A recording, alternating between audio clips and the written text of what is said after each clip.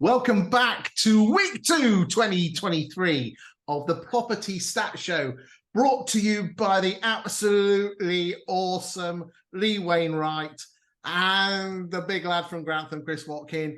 Thanks for joining me today, Lee. Episode 2. Thanks for having us, Chris. It's I mean, the feedback we got last week was pretty cool, wasn't it? Hey, number 1 on Google, mate. Number 1 on Google. Right. How can we believe that's brilliant? Big thanks to our friends at Property Industry Ally for shouting that out for us. Thank you very much. So last week we looked at week 1, and this week we are looking at week 2 of January. Just tell the boys and girls at home what week 2 actually is this year, Lee. Monday the 9th of January to Sunday the 15th.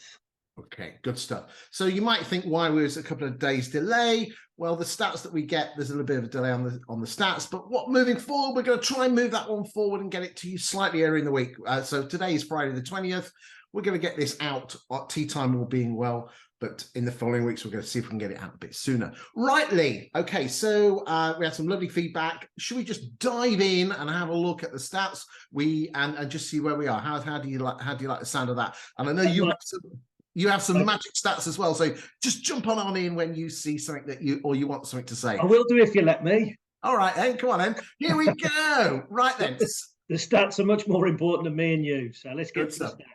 Right then, so then let's kick off. So the first graph that we're looking at is week 2, comparing week 2 of 2023 compared to week 2 of every other year going back to 2016. And again, for those that you're listening on the podcast, in 2016, there was 15,000 listings. It went up to 24 in 17. And since then, listings have remained pretty steady each year. And this year, it's 25,268. Thoughts on this, Lee? Yeah, so 4% less than last year. It kind of means they're about the same. I still think there's an unwind of bank holiday. But, you know, agents are listing about the same number of properties as they were this time last year. Minus 4% doesn't make me feel anything after just a couple of weeks of January. But it's good to know at this point in time that there are people out there who want to sell their property, and agents will be listing pretty well. Good stuff. Now, if we look at the next screen, we're comparing the 25,000 to the running 4-week average. Now, again, a couple of weeks of Christmas in there. But still, we've got a growth there of 41% for this month, for this week, compared to the running 4-week average. I know we've got that Christmas overflow. Thoughts on this, mate? Yeah, so I think it's difficult to read with Christmas, but I also think from the market's perspective, there's a bit of volume still to come. And we'll certainly see this number go up to 27, 28, 29,000, maybe even past 30,000 in the next 3 or 4 weeks. So exactly what agents want to see at this point in time, that the seasonality impact of Christmas has waned and we're getting back to normal trading conditions. So we've got now, the next screen is week 2 from 2016 through to 2023 and the average listing price. And last week it was quite high at 377, but this week, you know, we are even higher in terms of prices at 420. Thoughts on this? So it's 432 last week, Chris. It was 432 for week 1 January. Because if you remember, I said it's too high. Agents are still listing too much money, and you said to me, no, it's because people with expensive houses who can't afford heating bills are selling. Yeah, I feel a bit better. It's a bit lower this week at 420, but that's still higher than November and December. I think it's one to watch. Again, if you remember in last week's show, we actually said that there was a mismatch of the houses that are coming on the market versus the stuff that's actually selling. And I think that's what we'll see this week. When we get through to the sales stats, that's the big watch for me this week in terms of what's going on. There's almost as many instructions as there was last year. There's something that I want to understand better with average prices, and certainly if I was local agent in local town, I'd be working really hard to understand my prices right now. And when we have a look at the sold data, I think that's going to be the bit that most agents will be interested in this week. Now, I know your new nickname, mate, is Mr. Regional Guru. So have we got anything regional that sticks out at you on the new instructions?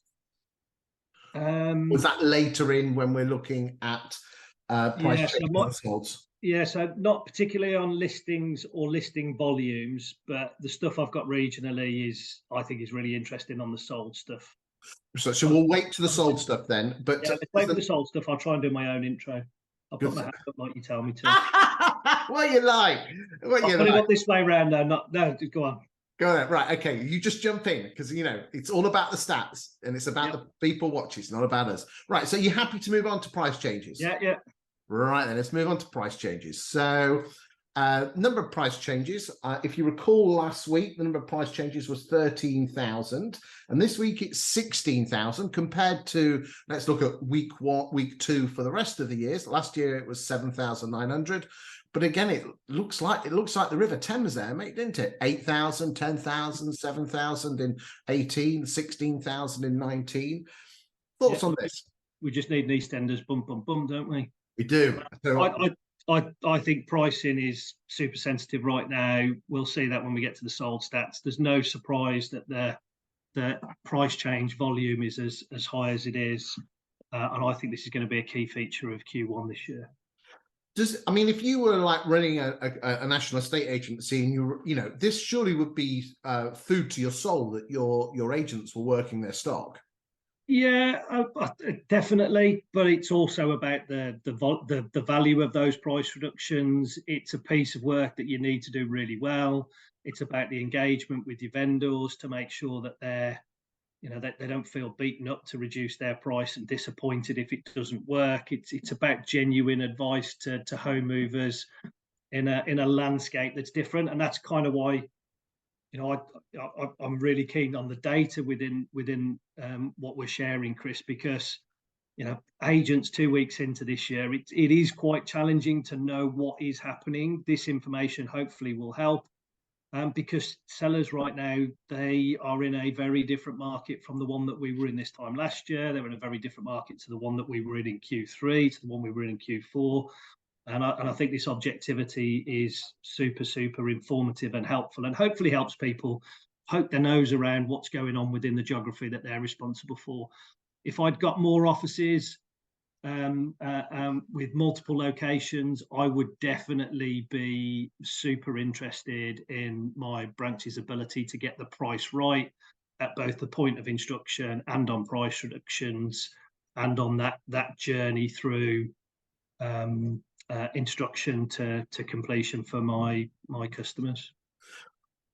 Well, let's just have a look at the average price of the properties that are being reduced. So what we're just going to do is just quickly, just not too quick, not hanging too long, but just looking at the number of reductions versus the running 4-week average. Now, again, we're going to compare the 4-week running average to this week's because we think that's important. But for the January, we've got the headache of Christmas. So it's not going to be that relevant, but we want to show you boys and girls out there in estate agency land what it is. But let's move on and talk about the average price that's being sold. And last week, the average price of a property being reduced was 389, and this week it's 398.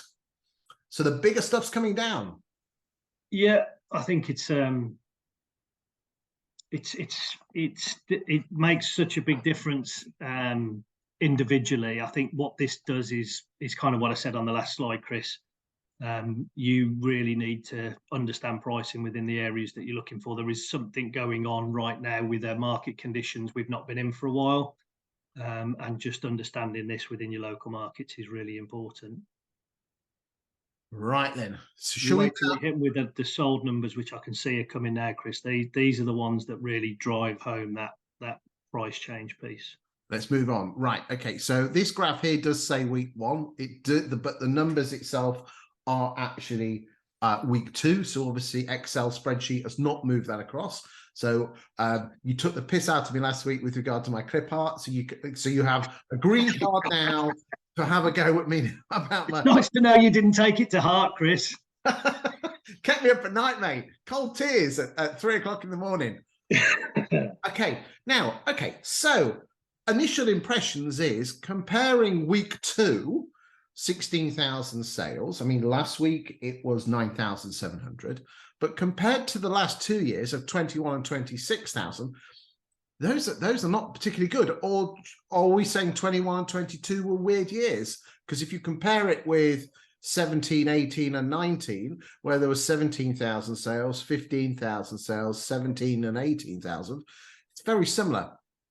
Yeah, so I take two thoughts from this, Chris, in that, yes, 21 and 22 were very different. So 2023 being a more normal year, that actually feels quite good to kind of say those things. This isn't disaster. This is a more normal set of numbers. Cool.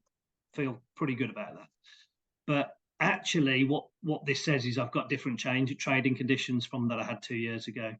I've got different trading conditions from the one that I had last year. And what does that mean I need to be thinking about within my local area, and the advice I'm giving to my customers, and the way that I should be operating to be better than the average estate agent that I'm competing with? We all kind of knew over the last 2 years, win the instruction, it's probably going to sell. There's some early signs that the marketplace is going to be different. How do you respond to that? Because it isn't with the same tools. It isn't with the same weapons. It isn't with the same differentiators that you've used previously. And I think this is my time to share, my basic slides that hopefully you tell you what, boys and girls, we have got a treat on this. Captain Numbers himself, Lee Wainwright. Right, talk to me. What have we got here? So this is the regional variation on the sales versus listing ratio. So I had a couple of questions on this last week. Can you see these okay, Chris? Yeah, I can. Yep. And we are going to share the sales versus listings ratio a little bit later, but let's talk about it now. Have you got the actual raw numbers on the slide before? No. No. Okay, let's go. Okay. Some raw numbers on the slide after. Okay, good stuff. But in terms of the sales versus listing ratio, I guess this is the piece for me that I just look at regionally. We talked about it last week. And really all I'm trying to get a sense of here is, within my area, am I better or worse than the average estate agent? I always want to be better. Actually, I had a question from Tom Bloomfield, Colchester area, 10 office business last week. So what is sales versus listing? So for me, the reason I look at this is it's the number of instructions that came to market within a week and the number of gross house sales that were made within a week. And it's an apples with apples comparison that I can make each period that I want to compare to. And nationally, boys and girls, it was 63.36% nationally. But I'm assuming we are looking at that column SVL. Yeah. Yep, sales versus listing ratio. Okay. See the regional trends. There's we'll come through to fall throughs in a second, but the sales versus listings, there's quite a wide gap there, isn't there? Yeah, so Scotland always does the best on this. They've got different set of property law in Scotland, so sales versus listing ratio super strong. But yeah, definitely looks different in the northeast and northwest, Wales, York and Humberside.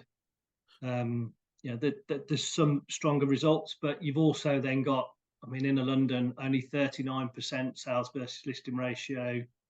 East of England, I called that out last week at 59%. It's saying that the stocks are growing, instructions are coming to market, the sales aren't at the same volumes that they were last year, and it's I think it's a really helpful indicator as to the trading conditions that you're operating within. But it's also a great opportunity to say, am I better than the average estate agent? So therefore, basically, and I know we're only looking on a week by week basis, the inner London market is the toughest, because only the ratio of gross sales versus listings is 39%. So for every 100 houses you're putting on the market, you're selling 39 that week. Yep. Then you move up to outer London at then 57, and east of England and southeast around the late 50s. And then as you go further out from London, what that meaning is that people are selling more of what they're selling. Yep. How many properties have I got to put up for sale so that I can make a sale? And within those areas, there's some challenging information there that needs some thought. It may well be that thought says it's only 2 weeks into January. It takes a bit of a while for my marketplace to get up, but I would always then look at my individual branches and go, well, if it's 39% in inner London, where are we? And so basically, so for the boys and girls watching at this is gross sales versus gross listings. Yep. There you go. Interesting times. Now, do you want to look at the? I mean, I've got some. Okay, so let me yeah, you keep going, and we can always flip back to the graphs. We can always repeat ourselves. Let me just tell you then why I think the fall throughs are relevant, because if I'm selling 39 out of 100, but 35% of them are going to fall through, I'm only going to get paid 26 times. Yeah. So that again, just information that helps me understand. I think this week we've got a much steadier regional split on the cancellations, the fall throughs. Different estate agencies will refer to them as different things, but it is very different to last year, and again makes me think. In fact, I'll in the raw data I'll show you the volumes that are different. It makes me think about the things that I should be doing to put more time, effort, care into getting my sales agreed in the market conditions that we've got today, not necessarily the market conditions I had in 2022 when I was agreeing sales. I mean, interestingly, if we're, the numbers in 21-22 were really in the low 20s in fall through. Yeah, so I think let me just go straight to this one here, because this is sales agreed by region, 2022 week 2 versus 2023 week 2. So again, for those listening on the podcast, just for example, East Midlands, 1,645 properties sold subject to contract in week 2 in 22. In 23, 1,209 sold, which means that's down 73. They're down 27% on that one. Yeah. And that's kind of, so if you think about it, we're listing almost as many houses as we were last year, but we're selling 27% less. Again, really powerful information, tells you about the geography. Different in the north again. So the north are selling 85%. Sorry, that's not true. The north are 85% of last year's volume in the east and 82% in the west. So not particularly at the same average 27% down that we've got elsewhere.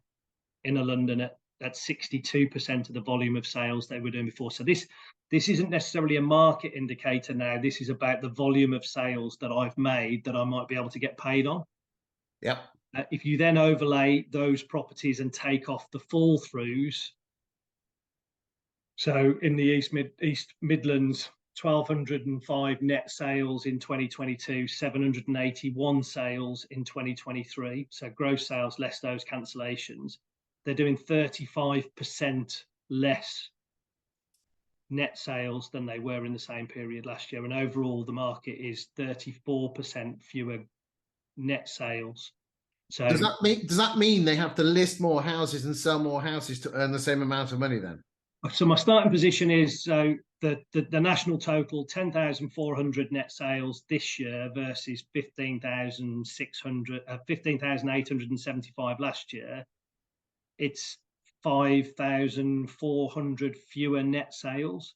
So pipelines last year would have had 5,400 extra sales go into them. All pipelines this year have had 5,400 fewer sales go in. So in 20 to 22 weeks time, estate agents are going to send out 5,400 fewer invoices. Or for the one man or one woman band out there, a third less. Third less. So look, there's lots of things that you could do. You could list a third more properties. You could become more efficient at your sales versus listings, so that you put more attention on pricing. You look after your vendors. You're thinking about that retention of a vendor. You put time and effort into how effectively you are at closing for offers and following up viewings, and how do you really inform your vendors to make the right decisions? Because an offer 5% below the asking price last year needs to be viewed very differently to an offer 5% below the asking price this year. How do you organise your estate agency to be dominant and competitive and differentiated in the trading conditions that exist today? And the trading conditions that exist today are very different, to the trading conditions that existed last year. So these sales versus listing ratios that you're going to show now Chris, on your charts. You know, they aren't just numbers on a graph, they're indicators to the trading conditions that we've got. The market is different. What are you going to do? How are you going to react? You could list a third more properties, you could spend a third less. Different businesses will think about those data points in different ways. But I do think that people should be thinking about those data points. Maybe not making decisions yet because we're only 2 weeks in, and reminding ourselves that this is a more normal marketplace. It's where we were in 2016 to 2019, but it is very, very different to where we were in 21 and 22. I think you hit the nail on the head. If you're basing your estate agency decisions on 21 and 22, I think you're severely misguided. But if you can just, you know, call back and look at what you were doing in 16 to 19, it looks like it's returning back to that sort of market. I think it's just important that we just mention where this data's come from, and it's come from 20EA. They have not paid us to mention this data, but you can have this data on a town by town or regional basis if you contact them. We're just fanboys, aren't we, of 20EA, and they should be paying us for this, but we cannot accept any payment because that's not the way we roll, Lee, is it?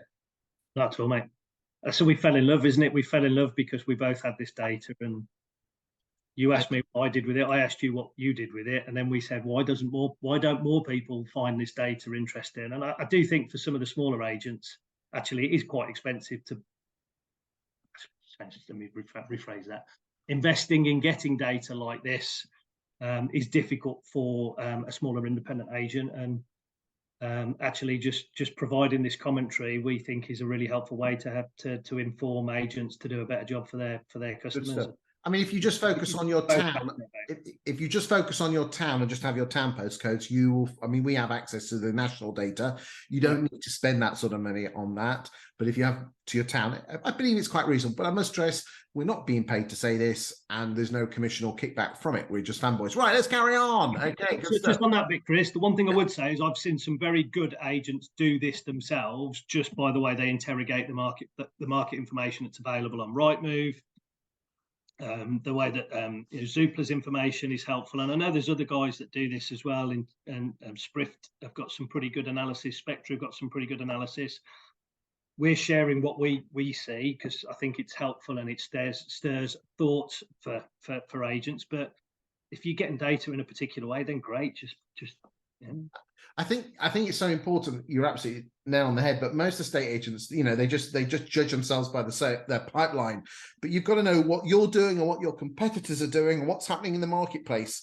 You know, you need to see what's coming on the market, what's actually selling, what's actually, you know, falling through, and what price ranges. And this is all data that you can, if you interrogate 20EA, you can get that. Now, again, I know other platforms are available, and if those platforms are listening and they want us to look at their data, then just give us a shout, because we'll look at it. Who knows, you might appear on the next show. Right, okay, let's move on. Just have a quick look at the average sale price. Oh, sorry, there we go. And so the average sale price of the sale agreed is 334. Last week it was 348. Thoughts on this? Yeah, I think it just reinforces what we've already said, Chris. It's the difference between the instruction price, which was 420 this week, and the sale price at 334 is not sustainable. There's clearly a bit of drift in terms of how that will turn out at month end. But you know, if you have a look back at the yellow bars, look, there you go. So the average listing price this week, 420. Okay, you can see that on 2023. But if we then have a look at what's actually selling, 334. Yeah. So if you're right, this is people with more expensive houses selling because they don't want to be spending all their savings on gas bills, we'll see that average price go up. The sales agreed price if they sell over the next 6 weeks. If they're going to sell, mind you. If they're going to sell, yeah. If it's because agents are behaving like the market is in 2022, and if you list it, you'll sell, then we'll see more price reductions, and the average sale price at 335-ish will continue as the trend, I would have thought, through the next 6 weeks. Interestingly, out of the 180,000 properties that came on the market in November and December, 56% of them were under £350,000. But of the houses that have sold since Christmas, 66% of them have been less than £350,000. Yeah. So there is a, I know these are national figures, and you might turn around and say, well, that's not my town. But again, there's some good stuff here in terms of national trends. And again, just keep an eye on what's selling and what's coming on the market, because the last thing you want, Lee, is overpriced properties that ain't selling. Should we move on and talk to sales fallen through? Yeah. Okay, so sales fallen through this week is 5,304. Last week it was 5,000. If we just have a quick look at the running average, the running average was 4 weeks is 3,797. But again, that Christmas is in that, and no one's going to pull out between Christmas and New Year, are they? Very few. Very few. Look, I think it's with all of these numbers, we know that it takes a period for Christmas to unwind. But in terms of a market dynamic, this is one that stands out from 2016 to 2020. This it's 5,300 is a big number when the sale agreed number is at the level that it is. So I've reserved judgment on it as yet. But look, we all understand that mortgage availability is different. I think the commentary on the market, the general narrative of the market is different. The sentiment that sits behind some of these decisions is different. If you bought a house and you go down the pub now and tell your mates, there's much more. They're more likely to say, "Oh, you're right. You're doing it at the right time." I mean, months ago, if you go down the pub, you tell your mates you bought a house, they go, "Bloody well done! It's a fantastic time to buy a house. Prices are going up." There's a very different sentiment around some different conditions, and again, there's things that agents will be doing that will make them more effective in those conditions, because this is the number that I talked about earlier that I just think we said it's more normal trading conditions. It is, but 10,700 properties net sales going into your pipeline versus the long run, or the 2017 to 2020 average of probably 12,500, 13,000. It's painful. So ignoring 21, 22, which we know was silly years of 16 and 19,000, we're still below the run rate of 17, 18, 19 of 13,000, 11,000, 12,500, 13,000. Yeah. So the sales are not bad, but the fall throughs, the fall throughs are quite high, aren't they? Different trading conditions, different customer sentiment, different things to respond to. And again, when agents respond to that, so like the sales versus listing that we talked about before Christmas, agents responded and price reductions, were much more prevalent. We were giving customers great advice. We were helping customers navigate the trading conditions. It's the same on those cancellations. And I know that people will say, well, it's not my fault. Somebody lost their job or somebody died. Well, 22 weeks to get to exchange.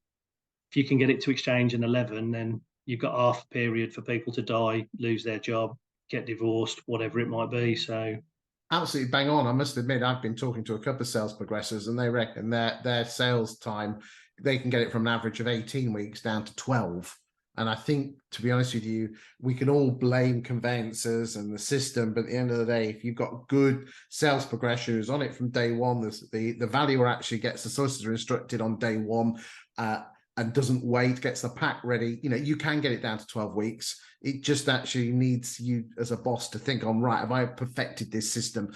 Net sales, again, I think this is 10,000 on an average of 6,000 on an average for a week. But again, we've still got Christmas in these figures. So I think we'll move on and look at the next graph, because I think until we've got Christmas out of the way, I think we can. Right, gross sales as percentage of listings. Thoughts on this one? We're running at 63. During the city years of 21 and 22, it was 97 and 82, but 63 looks very similar to what was in 16 to 19, around the late 60s, early 70s. Thoughts on this, Lee? Yeah, so for me, that's a decent reflection on a normal set of trading conditions. It's not helpful when the fall through rate is at the level that it is, but just absolutely brings home that I mean, it's almost identical. I mean, the average between 2016 and 2019 was 62.23%, and we're on 63.36. So again, on gross sales as percentage of listings, that's pretty similar to that. It just, you know, anyway, go on. Sorry, I'm rambling on. Go on, mate. No, look, I mean, it tells us that price is important. We've already talked about that. What it also does, actually, one of the people who contacted me, and that's really helpful. It means these houses are going to be on for longer. And one of the things that we're doing is that the canvassing of other agent stock that wasn't really working for us in 2022 because agents were selling everything becomes a new focus area. And it's those sorts of reactions to different trading conditions that generally mean agents don't do something brand new. They do stuff that they did before. What I believe in with data, and what you and I have talked about with data, is that if we share it in this way, people will be able to make those decisions a bit more timely. There's nothing worse than going, well, what's happened at the end of the month, and then realizing something's happened and then changing what you do the following month. Actually think about your stats and your data throughout the month, and if something is different, actually you can respond to it much more quickly. And for me, that sales versus listing ratio gives you a couple of opportunities. Definitely canvassing other agents' properties. I can see why other agents will be doing that more and more. They're going to be on for longer, so I can probably win more instructions, which helps. But I also need to do my pricing right, educate my vendors, and manage those things. So, okay, let's move on to fall throughs as percentage of sales, and that does look quite high, but still, it's a damn sight better than it was last week. What's your thoughts on this, Lee? Yeah, I think we kind of touched on it earlier. This is very, very painful. And it's, I think particularly when you start a new year and you come back and it's all about your stock and your sales agreed and, you know, getting some momentum into the year, it is harder to put those efforts and thoughts into what have I got to do to keep my sales agreed. Your pipeline generally is lower than your pipeline was at any stage in the last 3-6 months of 2022 because a load of people moved before Christmas. I think this is telling you that, you know, the way that you tie up deals and if there is an opportunity to think about your sales progression to go from 18 weeks to 12 weeks, it's worthy of your time and your effort and your energy right now because it's a challenge and a threat. Good stuff. Right. Okay. So let's just move back. Hold on a second. We just get back to the. Hold on. Let's get back to there. Hold on. Hold on. Do you know? Oh, hold on. Do you know? It was going. What are you doing? I don't know. I was just trying to get something sorted out. Hold on a second. Did you have a beer in between that? I wish. I just spotted a mistake in one of the spreadsheets. Is that what it was? I was trying to get you to fill it so I could just sort it out. Hey, we need to set up a clue for that, don't we? We need to. Yeah. Okay. All right. Okay. Price changes as percentage of listings. Oh, yeah. Again, that's just the weekly movement. Okay. Let's move on. Right. And then net sales. Can I say something on that one, Chris? Yeah, of course you can. I don't think that's enough. Right. When we have a look at the conditions that we've got, I understand it's hard after a couple of weeks to have these kind of conversations with vendors, but you know, if you have a look at some of the trading conditions that we've got, 64% of stock of the listings from it's a numerical apples with apples type measure. I think some of our agents haven't got that pricing message right as yet. I think some of them are a bit more confident in the market than the statistics would suggest. And I think we'll see the price reduction numbers grow. And I think that the agents that manage price well, and price is a combination of things, and I've got no doubt somebody will send me a message saying I don't do price reductions, Lee, because I put stuff on at the right price to start with, and somebody else who does loads of price reductions has to do loads of price reductions because they put it on at too much money. I definitely understand the top and tail of that argument, but with some of what's going on at the moment, I think price is a bigger challenge and needs more care and more attention. And I think we'll see the number of price changes increase in week 3, 4, and as we head into February. What percentage do you think that needs to be in this marketplace? Do you know what? It's not something I've got a particular number on that I would say is a KPI that means in these trading conditions it should be X. But what I do think is, with the sales versus listing ratio being tough and with fall throughs being tough, for us to be at about the kind of number we were at in 2019, so 2019 59, 60% versus 2023 at 63, 64%, it just feels to me that the stuff that will be 4, 5, 6 weeks old as we head into February, we'll know by then where we are in these conditions, and I think the price reduction numbers will grow. Good stuff. Or agents will, that 420 asking price this week and the 384 sold price, agents will start responding to those things, and stuff will come on at the better price. But I had a couple of people message me saying that other agents are still going out putting stuff on at ridiculous money. Because they're putting stuff on at ridiculous money, it's very difficult to win stuff at the right price. Okay, but surely it's the job of the estate agent to prove and tell a good story that they are being overvalued, because I know people are greedy, but it's our job to show it. And if we're not persuading them or showing them or proving it to them, then it's our fault and our responsibility to get better at proving that job. Absolutely, completely agree. And there's really simple ways in the with modern technology to be able to do it. Actually, do you know what? I wouldn't even call Rightmove modern, but if somebody's put stuff on at too much money, you've got to screenshot it at the point when it goes on the market. You've got to track it. You've got to see where the price reduces, and you've got to get examples of agents that are doing that, so that when you sit on a valuation, you can go, well, I can see that, but let me just show you this one that they listed on the 1st of January, and here's the price reduction on the 15th, and here's another one they listed on the 2nd of January, and the price reduction on the 16th. If that dynamic exists, what's your weapon? What is it that you're going to do? Or are you just going to say, well, I can't do anything because these idiots are sticking stuff on it?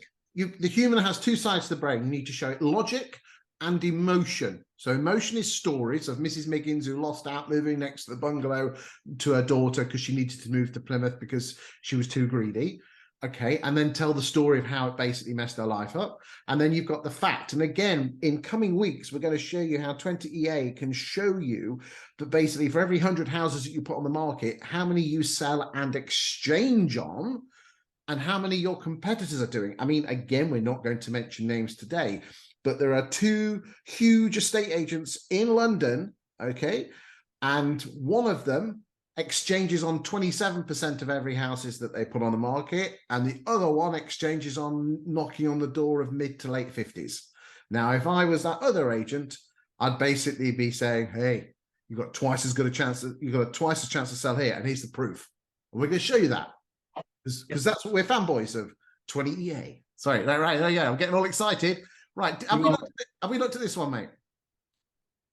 It's kind of what I talked about earlier. That's the big painful one for me. But okay, then right. I think we've covered it off.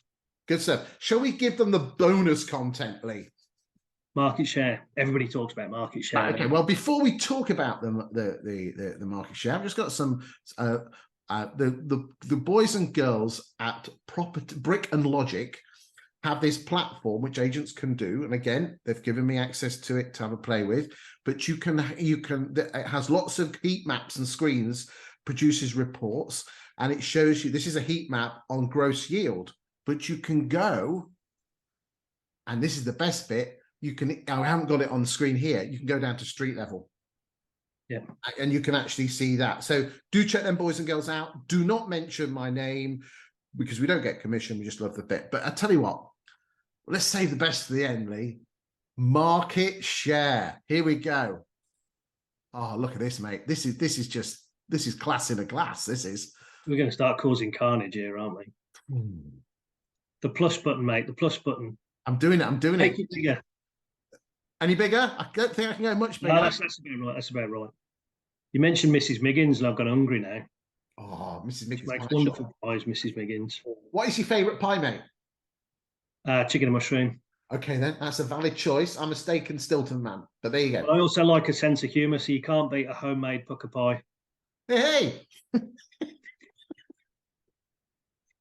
Right. So do you want to move on? Yeah. Do you want to explain it? In fact, actually, let's roll reverse. I'm going to explain this.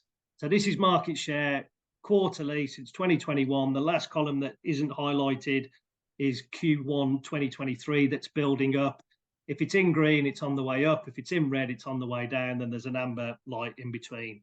Chris, you talk about market share graphs not being helpful to consumers when it's shared on social media. What do you see within that set of data that you find really interesting? Okay, so basically what we've got there is if you left to right, if you're going from green to red, you're losing market share, and if you are gaining market share, you go from red to green. Is that about right? Because you put it in such a fantastic way, mate, that I just love that. Just green is getting better, red's getting better. Green is getting better. There you go. You know, I know.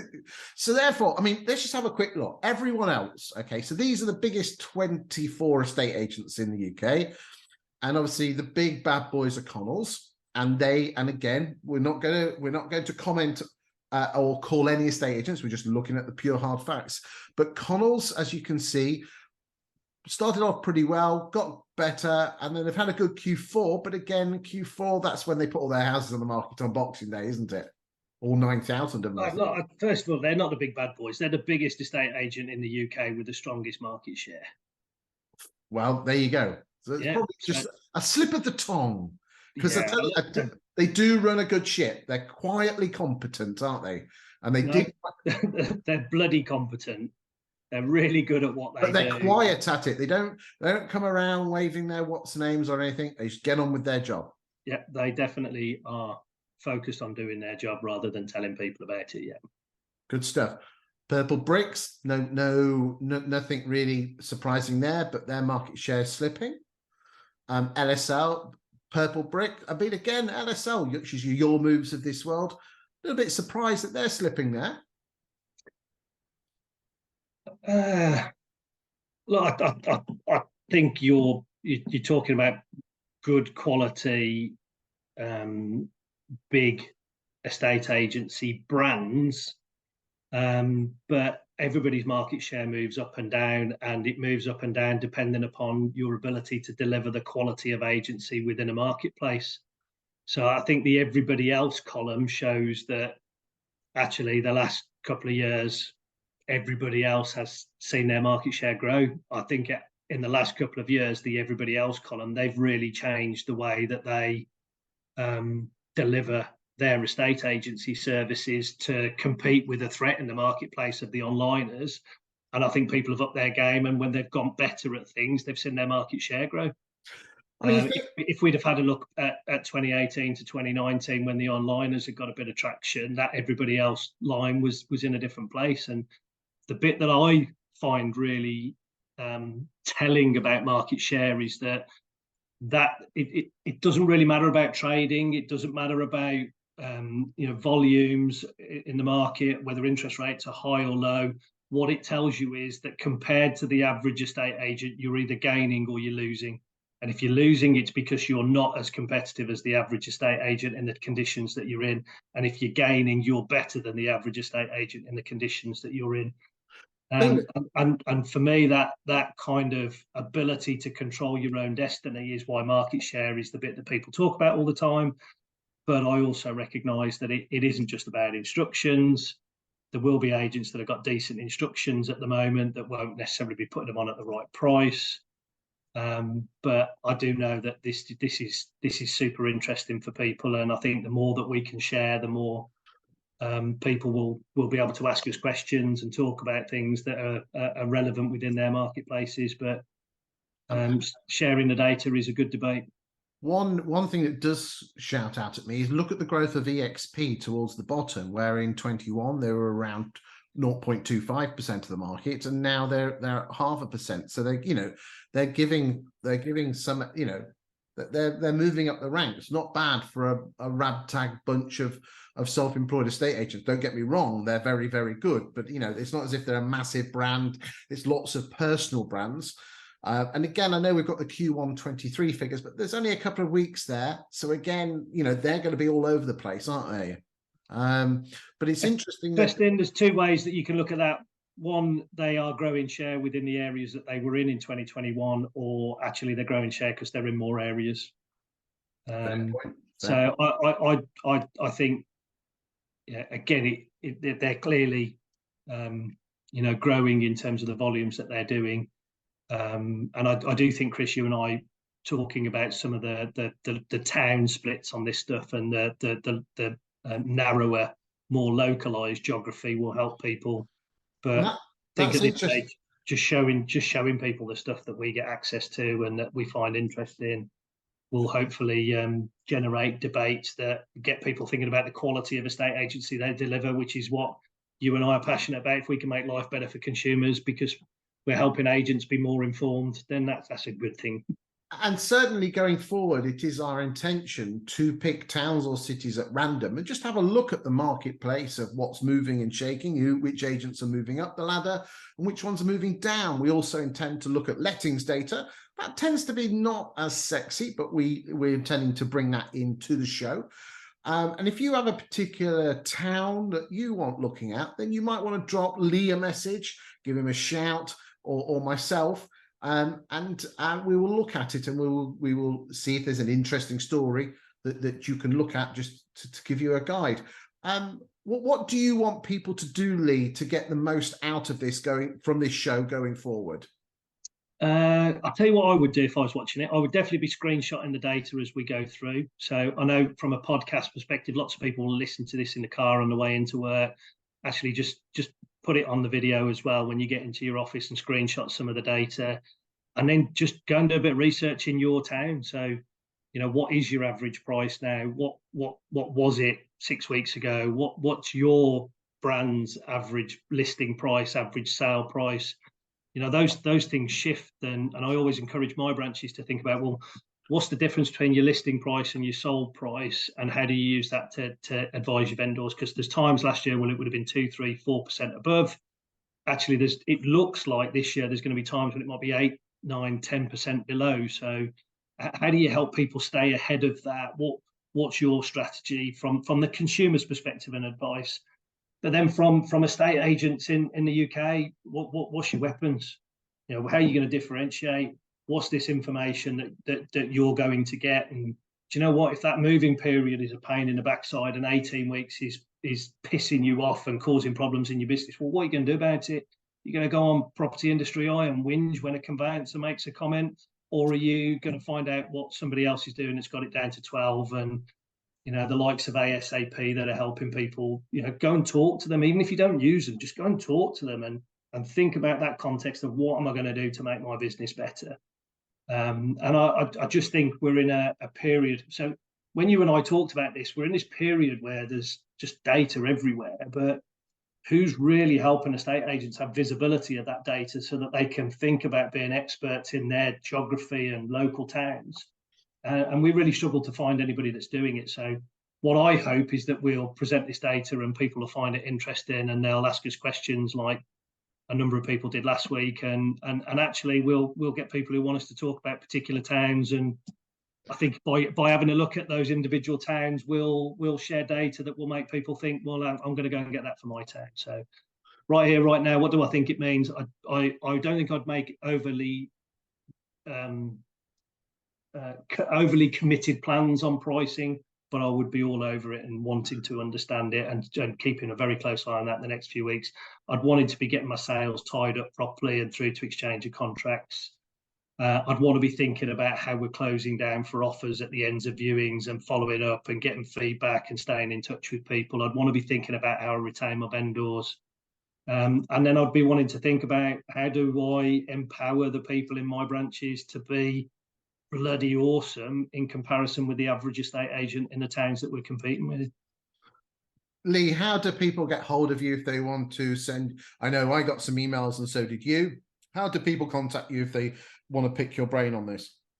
So last week, people tracked me down on LinkedIn, found me on my Focal Agent website and kind of pretended they were interested in buying photography and video and Matterport, but could you tell me about this, Lee? So they found me through Focal Agent.